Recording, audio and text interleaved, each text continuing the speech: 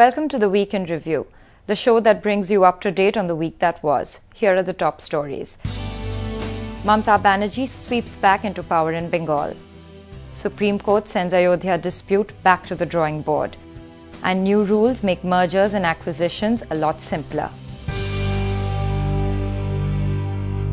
It's a historic moment for India. Results from 4 state elections herald a change in India's political landscape, and none is bigger than Mamata Banerjee's stunning victory in West Bengal.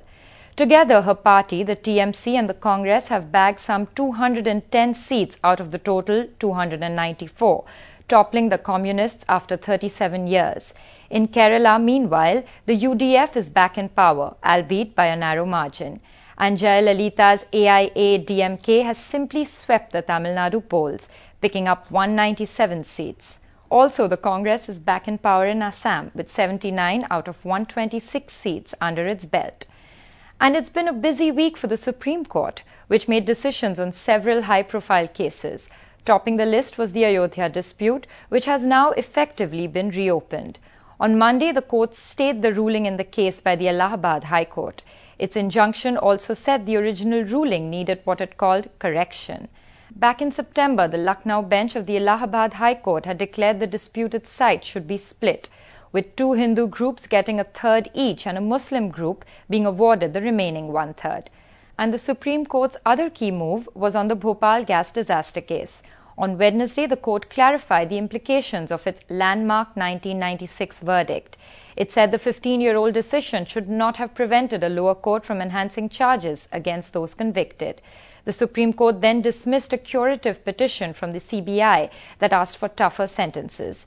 In June of last year, a court in Bhopal had sentenced 7 people to 2 years of imprisonment for their role in the Bhopal disaster. Moving to results, mortgage lender HDFC has done brisk business in the 4th quarter. Its profits rose 23% to 1,142 crores. That's on a 30.5% increase in total income to 3,785. HDFC's profits were helped along by demand from borrowers. The company expects its loan book to increase 20% in the current fiscal. Meanwhile, some loans are getting more expensive. The country's biggest lender, State Bank of India, hiked its lending rates by 75 basis points. That means its base rate is now 9.25%. Meanwhile, short-term deposit rates are also up with an increase of up to 225 basis points. SBI's move was, of course, a response to the Reserve Bank's hike in policy rates a week before. Staying with lenders, SKS Microfinance is fighting to recover from a disastrous week. On Monday, the company's shares collapsed, losing more than 18% on the BSE. The fall came after SKS reported quarterly losses, mostly stemming from its troubles in Andhra. But on Tuesday, the company fought back, with Chairman Vikram Akula and other top officials saying the firm would recover within 6 months. Shares of the firm bounded back through the week, ending Friday with a 5% gain on the BSE at 378 rupees. Moving to the economy, numbers released this week indicate continuing growth. India's industrial output surged past all forecasts in March to a 5-month high. The index of industrial production rose 7.3% during a month on a year-on-year basis. In contrast, February's revised figure was just 3.7. So here's how the IIP figures break up by sector. Manufacturing rose 7.9% in March and capital goods shot up 12.9%. Meanwhile, electricity generation increased a little over 7%, while mining nudged up just 0.2%. Also on the economy, exports have rocketed up in April. Provisional numbers show they increased 34.4% to $23.9 billion.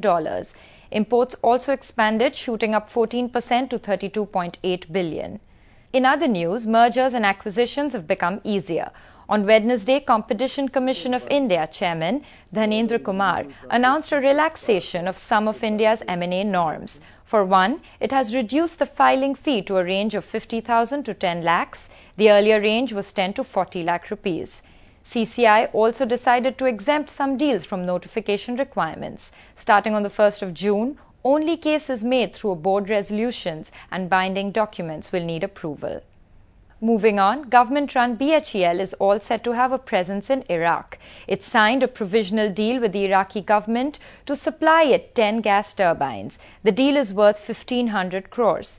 India has been using state-run companies to strengthen ties with oil-rich West Asian countries. It recently decided to increase its energy ties with Iran.